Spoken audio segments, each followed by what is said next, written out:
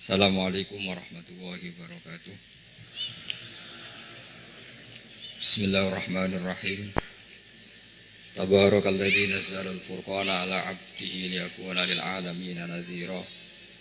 Allahumma shalli wa sallim ala sayyidina Maulana Muhammadin wa ala alihi washabihi asma'in amma ba'du.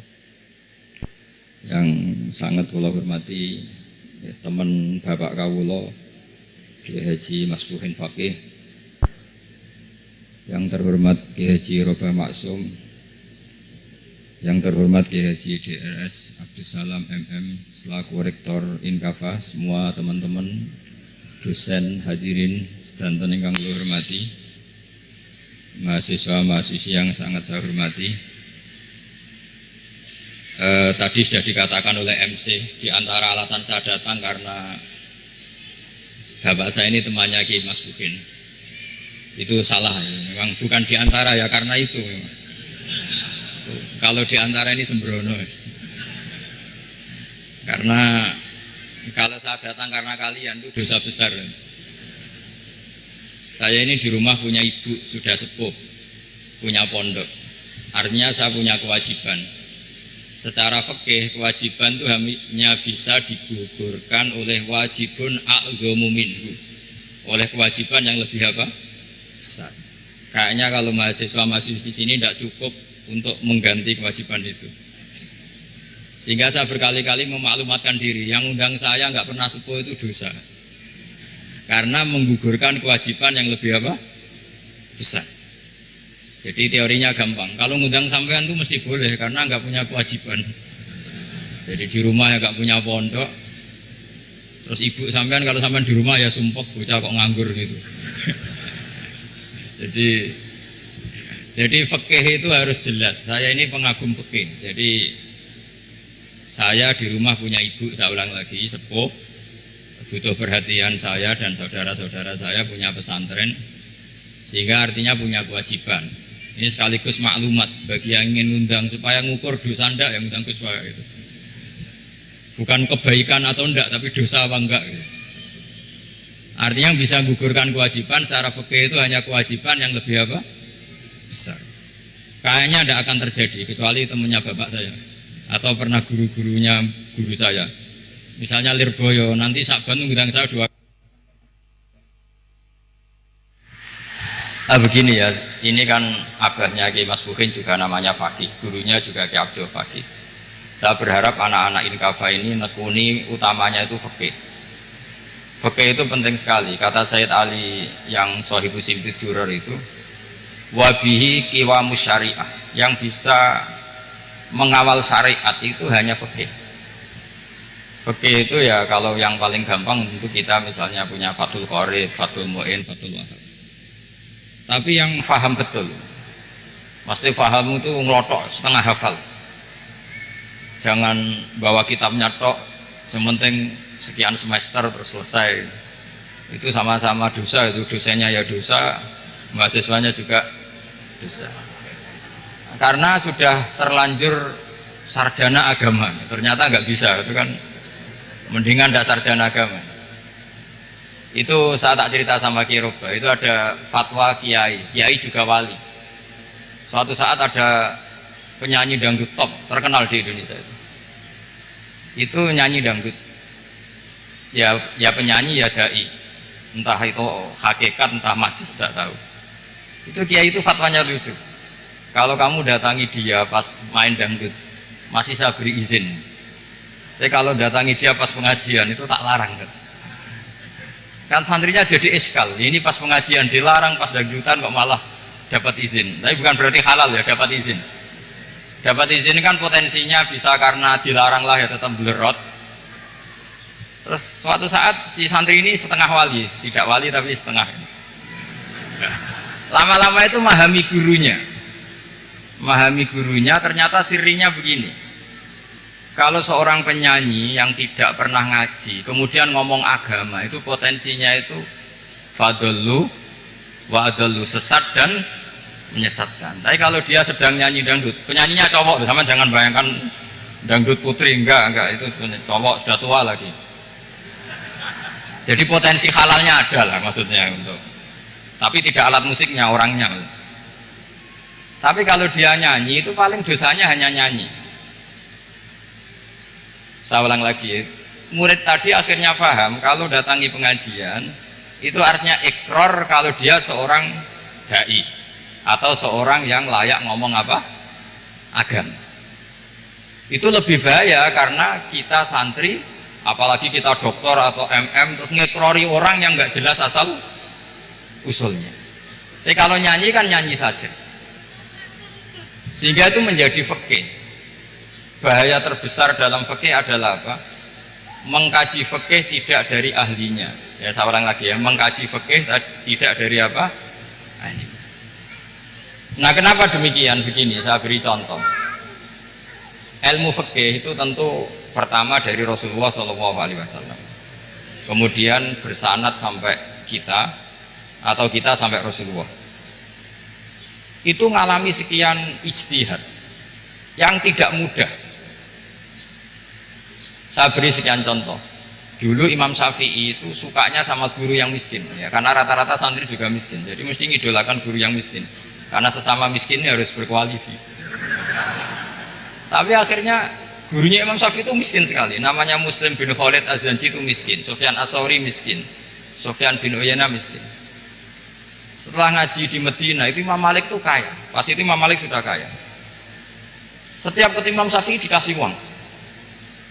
Sampai ketika Imam Malik itu bilang, kamu sudah alim, ilmu saya sudah habis, kamu ngaji sama yang lain.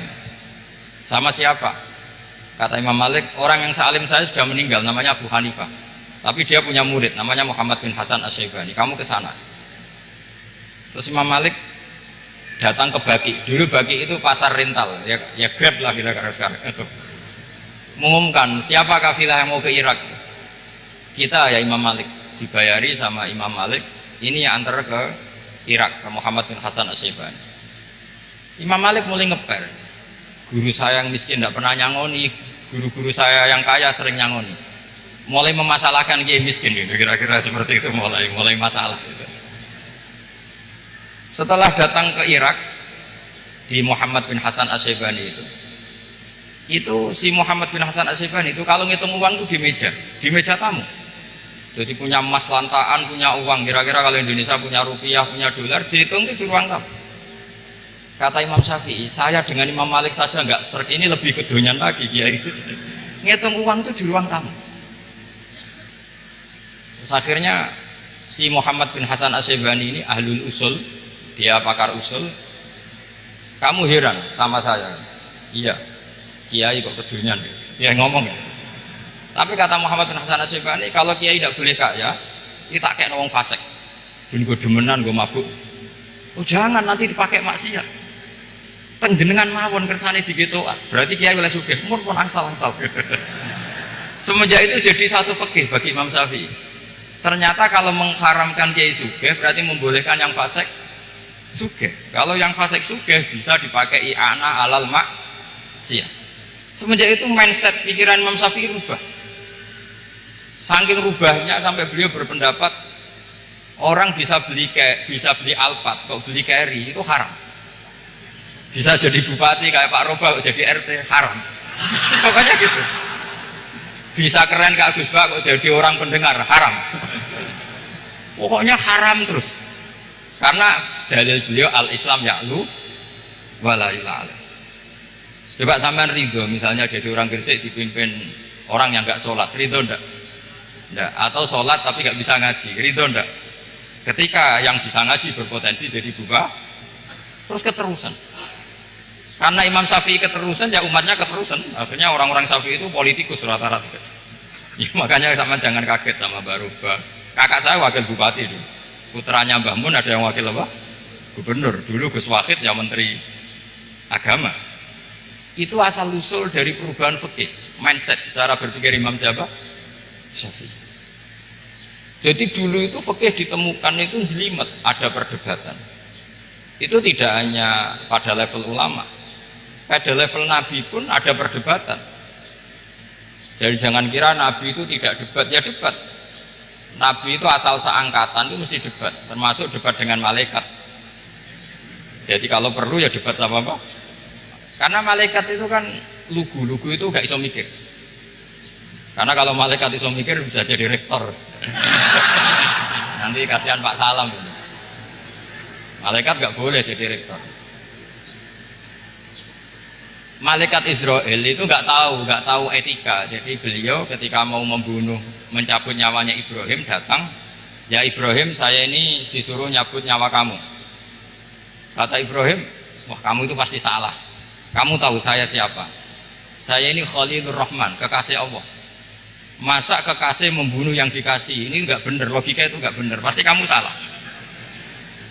Karena Israel itu tidak bisa debat. Ketika ditanya, hal ra'aita khalilan yumitu khalilah, masa kekasih membunuh yang dikasih? Saya ini Khalilur Rahman. Masa Allah mencintai saya kemudian membunuh saya? Itu logika agak benar. Tidak, keliru, kamu itu keliru. Israel akhirnya terbang lagi. Ya Allah, katanya logika saya ini salah. Karena masa kekasih membunuh yang dikasih? Karena Israel nggak pernah sekolah, nggak pernah sekolah, nggak bisa dia jawab. Akhirnya diajarin Allah. Ya kamu bilang gini ke Ibrahim, hal ra'aita khalilan yakrahu ayyalqa khalilah. Masa kekasih tidak siap ketemu yang dikasih? Dibalik logikanya.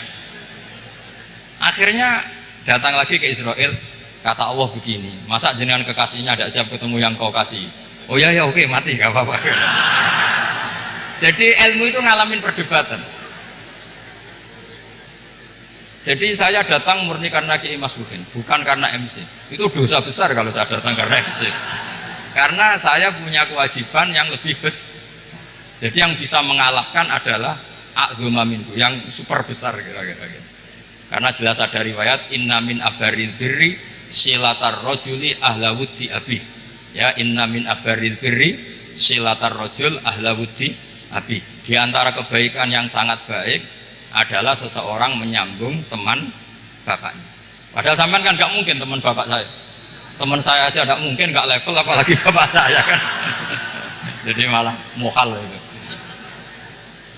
Jadi ilmu itu harus mengalami satu gesekan, karena logika itu bisa dibalik.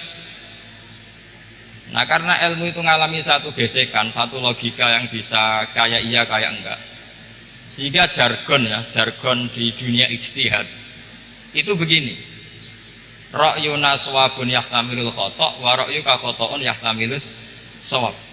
Pendapat saya benar tapi mungkin salah, tapi pendapat kamu taruhannya salah dulu tapi ya mungkin benar. Jadi mustahid, kalau kata mustahid itu lucu ngomongnya, itu ra'yuna shawabun yahtamilul khata', pendapat saya tarifnya benar dulu tapi ya mungkin salah. Kalau pendapat kamu salah tapi ya mungkin benar, atau mungkin bisa salah, ya tidak tahu, pokoknya mungkin benar.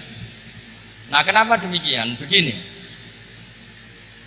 di luar masalah tauhid, seorang lagi di luar masalah tauhid itu tentu ada masalah-masalah yang sifatnya ijtihadiyah. Ya saya ulang lagi, yang sifatnya apa? Ijtihadiyah. Dan ijtihadiyah ini nggak pernah selesai, karena muqtadul hal, konteks kesejarahan maupun konteks kesempatan itu tidak sama. Dulu kiai-kiai itu ngaramkan dasi, ngaramkan celana, karena yang celananan yang dasinan itu penjajah. Jika mantasabbaha biqaumin fahuwa minhum. Tapi lama-lama kiai-kiai itu ya pakai dasi, pakai celana. Ya karena dianggap sudah tidak mantasabbaha biqaumin fahuwa minhum. Ini ngalami pergeseran. Semua ijtihad itu ngalami pergeseran. Lalu pertanyaannya begini, lalu ijtihad apa Gus yang permanen? Yang permanen itu ya ijtihad dengan alatul ijtihad, dengan alat-alat apa? Ijtihad. Saya beri contoh misalnya begini. Nabi Musa itu yang ngalami ijtihad. Kata beliau karena kangen Allah, itu ingin melihat Allah karena kangen. Rabbi arini anzur ilai. Qala lan tarani walakin anzur ilal jabal. Ya sudah, namanya orang kangen ya ingin melihat, ya sudah gitu aja. Sehingga ahli ilmu kalam itu berdebat. Kalau kata ahli sunnah, karena Nabi Musa minta ingin melihat Allah, berarti melihat Allah itu jaiz, mungkin. Karena Nabi gak boleh bodoh meminta sesuatu yang muhal. Maka antipatinya ahli sunnah terhadap pendapat Mu'tazilah itu antipati. Karena menurut pendapat Mu'tazilah Allah itu qadim, Allah itu laisa kamitslihi syai'un, sehingga nggak bisa dilihat. Pertanyaannya adalah berarti Nabi Musa meminta sesuatu yang muhal. Itu bodoh sekali sampai nggak tahu mana muhal mana apa jaiz. Makanya kata Imam Ghazali, masa Nabi Musa yang Nabi nggak tahu kalau melihat Allah itu muhal, sampai minta berarti nganggap itu jaiz atau boleh. Itu cara pandang orang-orang ahli sunnah apa wal jamaah. Tapi tetap saja sebagian ulama itu ya balelo, yang kayak Mu'tazilah itu ya balelo, cara berpikir pokoknya itu karena kangen, bukan karena mungkin atau tidak mungkin. Jadi nggak mungkinnya tetap tidak mungkin. Terus mereka dalil la tudrikul absar wa huwa yudrikul absar. Nah, sudut pandang ini akan terus. Ada seorang wali ditanya, kalau kamu di surga ingin melihat Allah apa enggak? Jawabnya enggak. Kenapa? Kasihan Allah. Terus kenapa? Unazzihu dzalikal jamala an nadhari misli. Saya tidak ridho Allah yang hebat, yang keren, kemudian sing delok di rumah aku wong resik. Koyo gak ngregani pangeran. Sebenarnya sing delok Allah ben golongane Nabi Muhammad, Nabi Ibrahim, kowe ora usah ngilangi keren maksudnya itu. Jadi ada ulama itu jadi wali kalau sholat itu karena di soft belakang, tapi jangan ditiru. Itu kan nggak lazim ya, lazimnya kan afdhalus sufuf as-saful awal. Ketika ditanya kenapa kamu kalau sholat di belakang, cek GR koyok wani suman pangeran gue ngarep, aku sungkan berarti gue gurih. Kalau sampean kan karena males bukan karena sungkan. Jadi itu artinya rasa ya. Makanya nggak bisa, nggak ada ijtihad itu tidak mungkin karena perasaannya orang itu beda-beda. Itu Sayyid Abdul Al-Haddad itu kalau ngendikan masyhur, man da'a li dzalimin bil baqa faqad ahabba ayyusawwa fi ardi. Orang yang mendoakan orang fasik masih hidup, gak mati-mati, itu berarti suka kalau Allah dimaksiati di buminya. Wong fasik kelakuannya rak maksiat, nah mbok dongakno mari, itu berarti kamu ingin Allah didurakani terus menerus karena si fasik masih hidup. Tapi kalau Abdul Hasan As-Sadili cara ngendikan gini, kalimatnya persis. Man ahabba alla yusawahu fi ardi faqad ahabba alla tadhharu maghfiratuh. Orang yang ingin dunia ini steril gak ada maksiat, maka sama saja berkeinginan tidak melihat luasnya maghfirahnya Allah. Sama-sama wali besar, tapi cara pandang hubungannya dengan Allah seperti itu. Jadi mau tidak mau, istihad itu mau tidak mau. Makanya tidak usah dipertentangkan misalnya cara berpakaian, cara apa, yang penting sesuai aturan Islam ya sudah. Karena ini urusan rasa. Urusan apa? Rasa. Itu Syekh Hasan Basri itu sering jagungan sama Robiah Hadawiyah. Itu secara fikih salah. Tapi pas itu ulama fikih ditanya, kenapa Anda tidak komentar terhadap dua wali besar yang sering ketemu? Andai kan semua santri seperti itu akan saya halalkan kata. Karena nggak mungkin punya nafsu.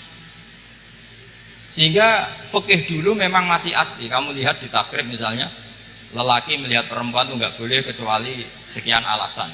Termasuk boleh itu ditaklim karena mengajar atau lil muamalah. Ini yang mulai masalah.